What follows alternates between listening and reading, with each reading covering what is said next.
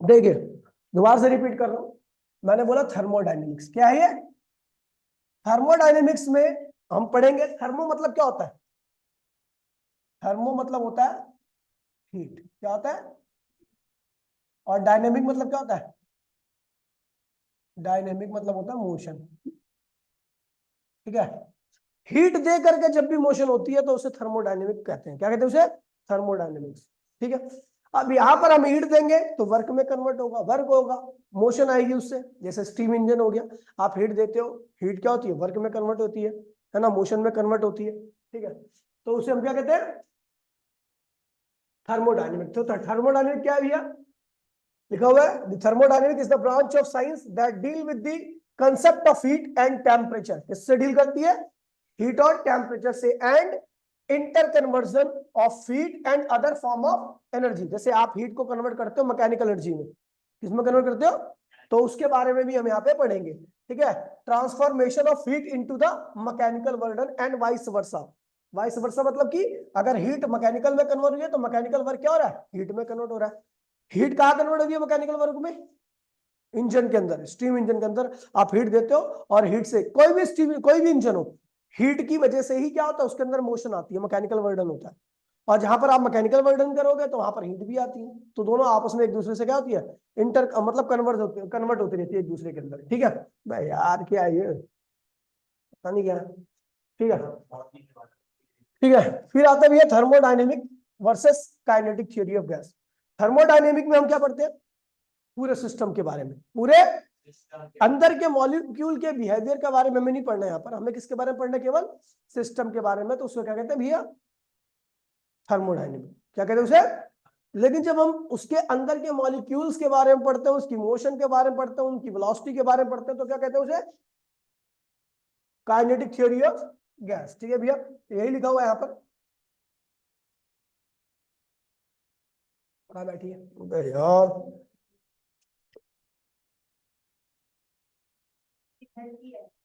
क्या है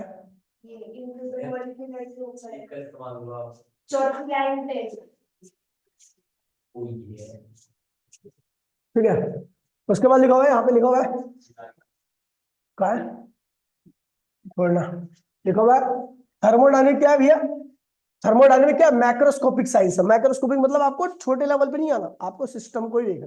ठीक है, it deal with the bulk system, पूरे सिस्टम को डील करती है, without going into the molecular level, मतलब मॉलिक्यूलर लेवल पर ये नहीं जाती, उनके मोशन, उनके बारे में हमें उनको नहीं देखना, हम केवल सिस्टम के बारे में देखना। On other hand kinetic theory of gas क्या है भैया,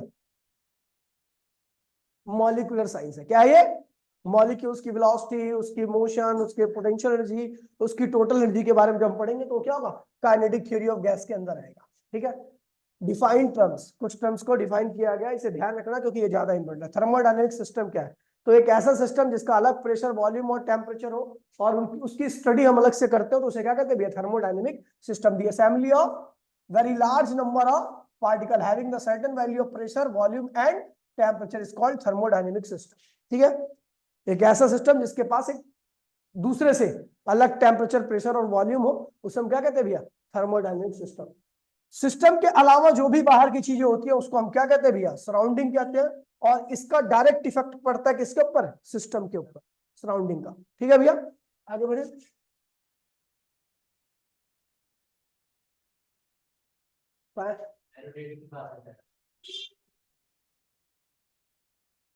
नहीं है, उड़ गई वो। फिर बात करते हैं भैया थर्मोडायनेमिक वेरिएबल की, किसकी बात करते हैं, तो भैया हमने देखा भैया कि अलग अलग सिस्टम में अलग अलग प्रेशर, वॉल्यूम और टेम्परेचर होता है, तभी हम कह सकते हैं कि दो सिस्टम क्या अलग अलग है। तो जो चीजें बदलती है, जो सिस्टम को दूसरे सिस्टम से अलग करती हैं, उसे हम क्या कहते हैं भैया, थर्मोडायनेमिक वेरिएबल कहते हैं। और ये हमारे पास तीन होते हैं, प्रेशर, वॉल्यूम एंड टेम्परेचर। तो लिखा हुआ है थर्मोडायनेमिक वेरिएबल क्या है, the quantities like pressure, volume and temperature which help us the study of behaviour of temperature thermodynamic system. ठीक है भैया, हाँ, मतलब जो हेल्प करते हो थर्मोडायनेमिक सिस्टम को पढ़ने के लिए, उसकी स्टडी के लिए, उसके बारे में बताने के लिए कि ये किस स्टेट में है, क्या कर रहा है, क्या हो रहा है, तो इसको क्या कहते हैं भैया, थर्मोडायनेमिक वेरिएबल होते हैं। वो अपने पास तीन तरह के होते हैं, pressure, volume and temperature, pressure, volume और हर सिस्टम का अलग अलग प्रेशर, वॉल्यूम और टेम्परेचर होता है। समझ गया? आगे बढ़ते हैं। इक्वेशन ऑफ स्टेट, जब इन तीनों वेरिएबल्स के बीच में एक संबंध स्थापित किया जाता है, एक रिलेशन बनाया जाता है, उसी को हम क्या कहते हैं? Equation of state, that is the PV equals to में एनआरटी। लिखा the mathematical relation in between pressure, temperature and, ठीक है भैया, इसी को क्या कहते हैं भैया? थर्मोडायनेमिक इक्वेशन और इक्वेशन ऑफ स्टेट, ठीक है भैया। और आपका क्या है? पीवी इक्वल्स टू में एनआरटी है। पी क्या है? प्रेशर। वी क्या है? वॉल्यूम। एन क्या है? मोल। आर क्या है?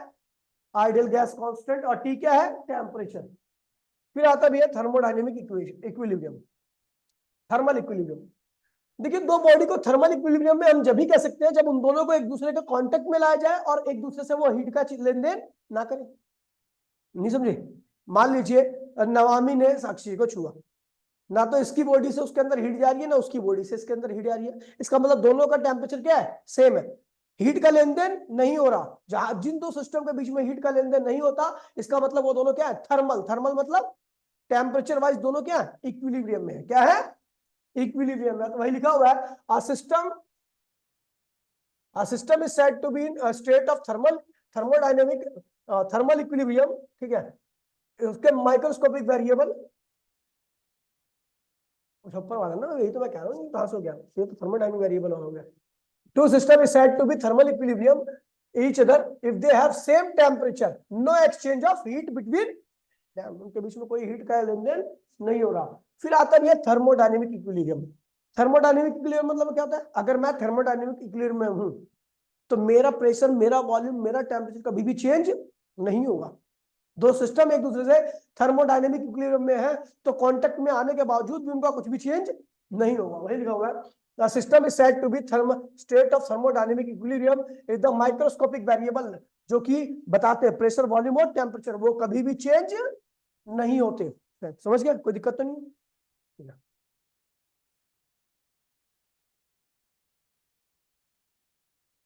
एग्जाम्पल में यहां पे लिखा हुआ है, ठीक है, एग्जाम्पल में लिखा हुआ है, consider a gas inside a close rigid container completely insulated from the surrounding. कह रहा है भैया एक गैस है जो एक ऐसे चैम्बर में रखी है जो सराउंडिंग के साथ पूरी तरीके से क्या है? कटा हुआ है। क्या है?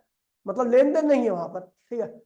तो उसका ना तो टेम्परेचर ना वॉल्यूम कुछ भी चेंज होने वाला नहीं है, तो उस सिस्टम को हम क्या कहेंगे?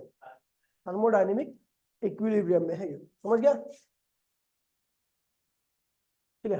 अब कोई सिस्टम अगर थर्मोडायनेमिक इक्विलिब्रियम में है तो इक्विलिब्रियम होने का मतलब, अगर मैं बोल दूं भैया थर्मोडायनेमिक इक्विलिब्रियम में है, तो इसका मतलब क्या होगा?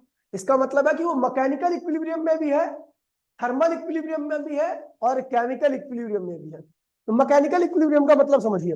मैकेनिकल इक्विलिब्रियम का मतलब होता है कि भैया उस सिस्टम के, मैकेनिकल मतलब मोशन नहीं हो रही, मोशन मतलब एक्सेलरेशन नहीं हो रहा। मतलब अगर कोई सिस्टम थर्मल मैकेनिकल इक्विलिब्रियम है तो उसमें एक्सेलरेशन नहीं हो रहा। एक्सेलरेशन कहां पर नहीं होता? जहां पर फोर्स जीरो होता है। तो वही लिखा हुआ है, अगर कोई सिस्टम किसमें है? मैकेनिकल इक्विलिब्रियम में है, तो इसका मतलब नो अनबैलेंस फोर्स, ठीक है, उसके अंदर है। और सिस्टम के समझ गया? उसके अंदर कोई भी अनबैलेंस फोर्स नहीं है। अनबैलेंस फोर्स होता तो सिस्टम क्या करता?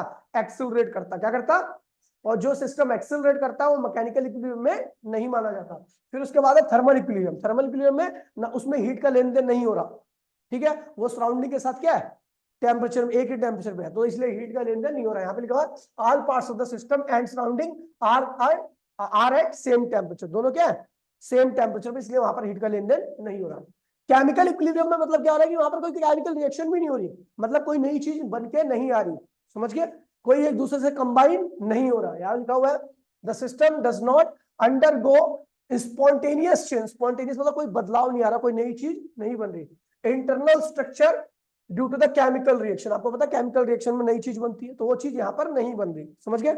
अगर कोई सिस्टम थर्मोडायनेमिक इक्विलिब्रियम में है। समझ गए भैया? तो तीन इक्विलिब्रियम होंगे, एक तो मैकेनिकल, यहाँ पर नेट फोर्स क्या होता है? जीरो होता है, और एक्सेलरेशन जीरो होता है। ठीक है, सिस्टम के अंदर किसी प्रकार की कोई मूवमेंट आपको देखने को नहीं मिलेगी। दूसरा, थर्मल इक्विलिब्रियम में यहाँ पर हर पार्ट जो होता है सिस्टम का वो सराउंडिंग के साथ क्या होता है? सेम टेम्परेचर पर होता है, हीट का लेन देन नहीं होता। तीसरा है केमिकल इक्विलिब्रियम, यहाँ पर कोई नई चीज नहीं बनने वाली है, ठीक है, जो है वही रहेगी। ठीक है भैया? फिर आता है भैया zero earth law. Zero earth law of thermodynamics. तो भैया ये भी थर्मल इक्विलिब्रियम के बारे में ही बताया गया, zero earth law of thermodynamics. जैसे कि नमामि साक्षी की बहन है और साक्षी टिया की बहन है, तो टिया और नमामि क्या होंगी? बहन होंगी, है ना? यही है थर्मल इक्विलिब्रियम। अगर ए बी के साथ थर्मल इक्विलिब्रियम में है और बी सी के साथ थर्मल इक्विलिब्रियम मतलब क्या हुआ? दोनों का टेम्परेचर क्या है? सेम है। ए का टेम्परेचर बी के बराबर है और बी का टेम्परेचर सी के बराबर है, लेकिन ए और सी में कोई संबंध नहीं है, लेकिन फिर भी क्या होगा? ए और सी भी क्या होंगे? थर्मल इक्विलिब्रियम में ही माने जाएंगे। समझ गई? तेरी बहन ये है, तू उसको जानती है, ये तेरी बहन ही है, तू उसको जानती है, तो आपस में तुम दोनों भी तो बहनें होगी ना। अगर ए बी के साथ थर्मल इक्विलिब्रियम में है और बी सी के साथ थर्मल इक्विलिब्रियम में है और ए और सी का कोई संबंध नहीं है, लेकिन फिर भी वो दोनों क्या होंगे? थर्मल इक्विलिब्रियम में होंगे। यही क्या भैया? Zeroth law of thermodynamics. समझ गया? तो ये देखिए,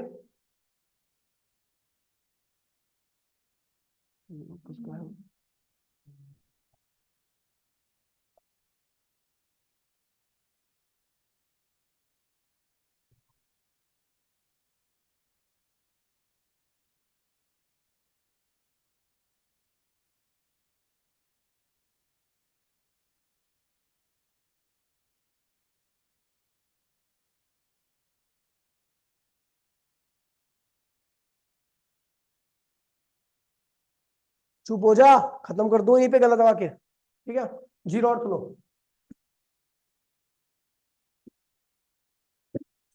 देखिए, दो वॉल होती है, एक होता है डाइथर्मल वॉल, एक होती है एडियाबैटिक वॉल। सुना आपने? केमिस्ट्री में थर्मोडायनेमिक्स पढ़ लिया होगा, है पढ़ा केमिस्ट्री में? सही ईमानदारी से बताना।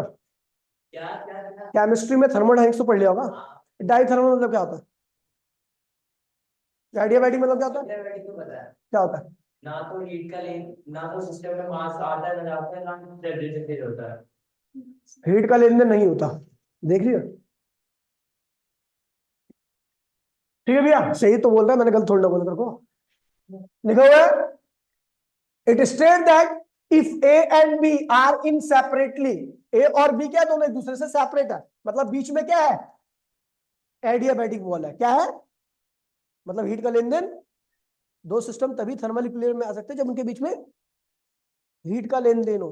हीट का लेन देन नहीं होगा तो दो सिस्टम का टेम्परेचर कभी सेम नहीं हो सकता, है ना? समझी? लेकिन हमें पता है भैया कि ए और सी एक दूसरे के साथ थर्मल इक्विलिब्रियम में, इसे डाइथर्मल वॉल कहते हैं। क्या कहते हैं? डाइथर्मल वॉल मतलब यहाँ पर हीट का लेन देन हो सकता है इन दोनों के बीच में। ये भी क्या है? डाइथर्मल वॉल है, तो यहाँ पर भी हीट का लेन देन हो सकता है, लेकिन इन दोनों के बीच में हीट का लेन देन नहीं होगा। तो ये दोनों हीट का लेन देन करके सेम टेम्परेचर पे आ जाएंगे, ये दोनों हीट का लेन देन करके सेम टेम्परेचर पे आएंगे, तो ये दोनों भी आपस में क्या होंगे? समझ गया? यही तो है zeroth. Can I state that if two system A and B are separately in thermal equilibrium with the third system C, then A and B are also in the equilibrium of each other? समझ गया क्या? वही कह रहा, अंग्रेजी में हो गया, लेकिन समझ जाना, आपकी अंग्रेजी थोड़ी वीक है। आगे बढ़े। Concept of temperature. टेम्परेचर क्या है? What is temperature? भैया टेम्परेचर दो बॉडी के बीच में हीट के लेन देन की डायरेक्शन को बताता है। मेरा टेम्परेचर ज्यादा है, इसका टेम्परेचर कम है, तो हीट कहाँ जाएगी? मेरे से यहाँ पे। इसका टेम्परेचर ज्यादा है, मेरा टेम्परेचर कम है, तो हीट कहाँ आएगी? यहाँ से आप। तो ये क्या है? पैरामीटर है, which gives the direction of flow of heat. ये direction of flow of heat देती है, ठीक है? और ये भी बताती है कि अगर दो बॉडी थर्मल इक्विलिब्रियम में है तो उन दोनों का टेम्परेचर क्या होगा? सेम होगा। उन दोनों का टेम्परेचर क्या होगा? सेम होगा। तो यही है कंसेप्ट ऑफ टेम्परेचर। ठीक है भैया, क्या कहता है देख लीजिए, सुन लीजिए। कह रहा है कि zero earth law of thermodynamics क्या बताता है कि अगर दो सिस्टम, ठीक है, जिनके पास सेम टेम्परेचर है, तो वो दोनों एक दूसरे के क्या होंगे? थर्मल इक्विलिब्रियम में होंगे। तो टेम्परेचर क्या है? जो दो सिस्टम को थर्मल इक्विलिब्रियम के बारे में बताता है। दोनों का टेम्परेचर सेम है तो दोनों क्या आपस में थर्मल इक्विलिब्रियम में है, अन्यथा दोनों आपस में थर्मल इक्विलिब्रियम में नहीं है। समझ गया भैया? यहाँ पे लिखा है temperature of a system determine, ठीक है, what ever it is in thermal equilibrium और नॉट विद अदर सिस्टम। दस इफ ए, वही लिखवा रखा है, अगर ए बी के साथ थर्मल इक्विलिब्रियम में है और बी सी के साथ थर्मल इक्विलिब्रियम में है, ए सी के साथ और बी सी के साथ, तो ए और सी भी क्या होंगे? आपस में थर्मल इक्विलिब्रियम में ही होंगे। समझ गया भैया? किससे पता लगता है? टेम्परेचर से। किससे पता लगता है? समझ गया? तो टेम्परेचर क्या है? एक पैरामीटर है which gives the direction of flow of heat, और टेम्परेचर क्या है? एक पैरामीटर है जो बताता है सिस्टम इज थर्मल इक्विलिब्रियम में है या नहीं है। समझ गया भैया? ये अभी ये थोड़ा अभी ऐसे लगे थ्योरी थ्योरी सा। अब देखना जब डेरिवेशन चालू होगी ना तो खत्म ही नहीं होगी। अगले हफ्ते 1.5 हफ्ते में खत्म कर दूंगा इसी चैप्टर को, डेरिवेशन डेरिवेशन। फिर 3 बचेंगे, फिर आएगा काइनेटिक। एक तरफ से कराऊंगा, ऐसा नहीं कि एक चैप्टर छुड़वा के अगले पे भाग जाऊं, पूरा एक तरफ से कराऊंगा। फिर आता भैया हीट। हीट क्या है? Heat is the form of energy. Heat क्या है? समझ गए भैया? तो यहाँ पर पहले लिखा गया हीट के बारे में, तो मैंने बताया था भैया। और हाँ एक बात बताना, ध्यान रखना, किसी सिस्टम के अंदर कुल हीट अगर आपको निकालनी है तो उस सिस्टम के अंदर जितने भी मॉलिक्यूल है सबकी एनर्जी को क्या करो, जोड़ दो। समझ गया? क्या पे लिखा हुआ है? हाँ, इंटरनल। ये पहले हीट, हीट तो पता है ना, it is the form of energy. It is the form of energy. Internal energy क्या है भैया? तो internal energy of a system is the sum of molecular kinetic energy plus, kinetic क्यों आती है? Due to motion, random motion. लगातार आपको पता है मॉलिक्यूल्स है, मॉलिक्यूल्स का कुछ टेम्परेचर रहता है, टेम्परेचर की वजह से उनके अंदर लगातार मोशन बनी रहती है, उसको हम क्या कहते हैं भैया? काइनेटिक एनर्जी कहते हैं। ऐसा सब मॉलिक्यूल के पास होता है, ठीक है? और मुझे पता है कि मॉलिक्यूल एक दूसरे को अट्रैक्ट भी करते हैं, तभी तो सिस्टम बन के रहता है। इंटरमॉलिक्यूलर फोर्स याद नहीं याद है आपको? इंटरनल फोर्स याद है जिससे सिस्टम बनता है? अगर इंटरनल फोर्स नहीं होगा तो कोई भी चीज अपने स्ट्रक्चर में मेंटेन नहीं रह पाएगी। तो एक दूसरे को मॉलिक्यूल क्या करते हैं? खींचते भी हैं। क्या करते हैं? मतलब एक दूसरे के इन्फ्लुएंस में भी रहते हैं। तो इन्फ्लुएंस की वजह से जो एनर्जी होती है वो क्या आती है? Potential energy. धरती क्या करती है? मास को ऊपर से नीचे की तरफ क्या करती है? खींचती है। नहीं खींचती तो पोटेंशियल एनर्जी नहीं होती, लेकिन खींचती है तभी पोटेंशियल एनर्जी होगी। और अगर मैं उस पत्थर को और ऊपर उठा दूं तो पोटेंशियल एनर्जी बढ़ेगी घटेगी? घटेगी। साढ़े चांटा मार दो खींच के, पहले फ्लोर से दूसरे फ्लोर पे ले जा, तो उसकी एनर्जी बढ़ेगी घटेगी? बढ़ेगी ना। सर जब बढ़िया फटेगा, चौथे फ्लोर से अगर गिरेगी कोई चीज सर पे गिरेगी तो सर क्या होगा? अच्छे से फटेगा। 5वें फ्लोर से गिरेगी तो आदमी मरने के लिए क्या करता है? नीचे से कूदता है, हाइट से कूदता है। उसे पता है ज्यादा हाइट पे जाऊंगा तो ज्यादा एनर्जी रहेगी, और ज्यादा एनर्जी मेरी ऐसी तैसी कर सकती है। समझ गया? तो इसीलिए वो ज्यादा हाइट का सहारा लेता है, वरना पहले फ्लोर से कूद जाए हाथ ही पैर टूटेंगे तो और ज्यादा दुखदा ही होगा। समझ गया? तो इसीलिए ध्यान रखना कि अगर मैं मॉलिक्यूल्स के वॉल्यूम को बढ़ा दूं, ध्यान दीजिए मैंने क्या बोला, मैं इंटरनल एनर्जी की बात कर रहा हूं। इंटरनल एनर्जी क्या होता है? Total kinetic plus total potential energy होती है। काइनेटिक क्यों आती है? Due to motion. किसके मोशन के? मॉलिक्यूल्स के मोशन के। और पोटेंशियल क्यों आती है? Due to attraction. क्यों? क्योंकि मॉलिक्यूल एक दूसरे को खींचते भी है। अगर मैं बॉडी का वॉल्यूम बढ़ा दूं तो क्या होगा? मॉलिक्यूल्स के बीच में दूरी क्या होगी? बढ़ेगी। और दूरी बढ़ते के साथ ही क्या होगा? पोटेंशियल एनर्जी बढ़ेगी घटेगी? बढ़ जाएगी। क्योंकि मैं धरती और ऑब्जेक्ट के बीच की दूरी बढ़ाता हूं तो उसकी पोटेंशियल क्या होती है? बढ़ जाती है। तो अगर मैं मॉलिक्यूल उस सिस्टम का वॉल्यूम बढ़ाता हूं तो मॉलिक्यूल्स के बीच में दूरी क्या होगी? बढ़ जाएगी। और दूरी बढ़ते के साथ ही क्या होगा? उनकी पोटेंशियल एनर्जी भी क्या होगी? बढ़ जाएगी। यानी potential energy is the function of volume. Volume जितना बड़ा रहेगा पोटेंशियल एनर्जी उतनी ज्यादा रहेगी, मॉलिक्यूल्स के बीच में दूरी उतनी ही रहेगी। अच्छा, मैं टेम्परेचर बढ़ाऊं तो क्या होगा? मैं टेम्परेचर बढ़ाता हूं तो क्या होगा? टेम्परेचर बढ़ाने से मॉलिक्यूल्स की रैंडमनेस क्या होती है? मोशन क्या होती है? बढ़ जाती है। जब मोशन बढ़ेगी तो कौन सी एनर्जी बढ़नी चाहिए? काइनेटिक। क्या बढ़ेगी? यानी kinetic energy is the function of temperature और potential energy is the function of volume. समझ गए? अब देखिए यहाँ पे लिखा हुआ है, ठीक है, पोटेंशियल एनर्जी यहाँ पे लिखा, हाँ काइनेटिक और पोटेंशियल एनर्जी का सम होता है। और एक बात ध्यान रखना, यहाँ पे एक वर्ड यूज किया फ्रेम ऑफ रेफरेंस। अब देखो मैं अगर इसकी इंटरनल,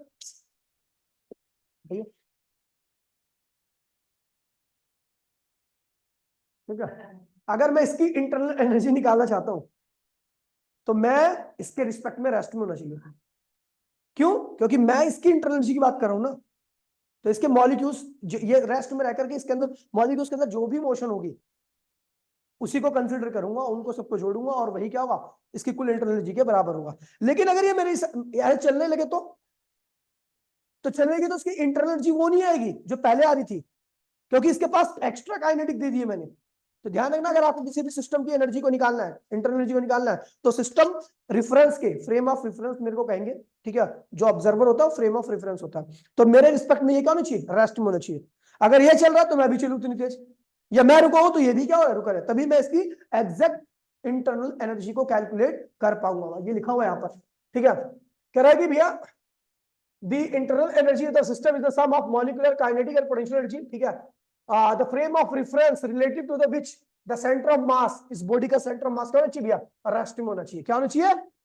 मतलब मेरे रिस्पेक्ट में रेस्ट में रहे, रेस्ट में कब रहेगा, तो मैं भी रेस्ट में हूँ, ये भी रेस्ट में रहे, या मेरी स्पीड और इसकी स्पीड क्या दोनों क्या हो, सेम हो, याद है रिलेटिव वेलोसिटी, वही लिखा हुआ है, relative velocity in between them is zero होनी चाहिए, समझ गया, तभी मैं इसकी एक्यूरेटली इंटरनल एनर्जी के बराबर बता सकता हूँ। अब बात करता हूँ पोटेंशियल एनर्जी की, तो पोटेंशियल एनर्जी क्यों आती है, मॉलिक्यूल्स जो रियल गैस होती है वो एक दूसरे को अट्रैक्ट करते हैं, क्या करते हैं, अट्रैक्ट करते हैं, अट्रैक्ट करते हैं, तो उनके बीच में कौन सी एनर्जी आएगी भैया, पोटेंशियल एनर्जी आएगी। यदि आप इसका वॉल्यूम को बढ़ाओगे तो गैस के बीच में सेपरेशन क्या होगा, बढ़ जाएगा, और गैस के बीच में सेपरेशन बढ़ जाएगा तो मॉलिक्यूल्स क्या होगा, उनके बीच में पोटेंशियल एनर्जी भी क्या होगी, बढ़ जाएगी, यानी मैं कह सकता हूं potential energy is directly proportional to volume, क्या है, वॉल्यूम के डायरेक्टली है, समझ गया।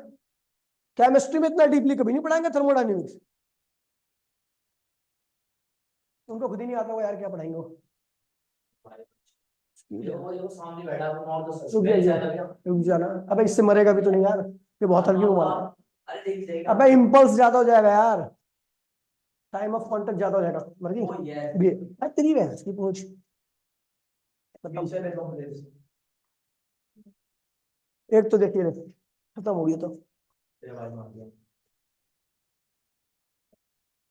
बहुत प्यारा टॉपिक है पोटेंशियल एनर्जी, तो आपको पता है भैया, क्या पता है, ये देखो कह रहा भैया the molecule of real gas exert mutual force of attraction, एक दूसरे पे क्या लगाती है, फोर्स ऑफ अट्रैक्शन, ताकि सिस्टम क्या रहे, बना रहे, सिस्टम क्या रहे, यदि आप सिस्टम के वॉल्यूम को बढ़ाओगे तो आपको वर्क करना पड़ेगा, वर्क, अबे भैया वॉल्यूम अपने आप बढ़ेगा क्या, वर्क करना पड़ेगा, वर्क करोगे तो क्या होगा, वो पहले खींच रहे थे, फिर आपने वॉल्यूम बढ़ा करके उनको दूर कर दिया, और जब आप किसी फोर्स के अगेंस्ट में काम करते हो तो उसके अंदर क्या आती है, पोटेंशियल एनर्जी आती है, यहां पर भी तो वही है, मैंने आपको बेसिक एग्जांपल बता दिया, जमीन पर पत्थर था, अट्रैक्शन तो अभी भी था ना, लेकिन एनर्जी क्या थी, कम थी, आपने वर्क करके क्या हुआ, दूरी को बढ़ा दिया, तो एनर्जी क्या होगी, पत्थर के अंदर बढ़ गई, तो बिल्कुल सेम होता है, वही क्या रखा है, potential energy the function of volume, समझ गया।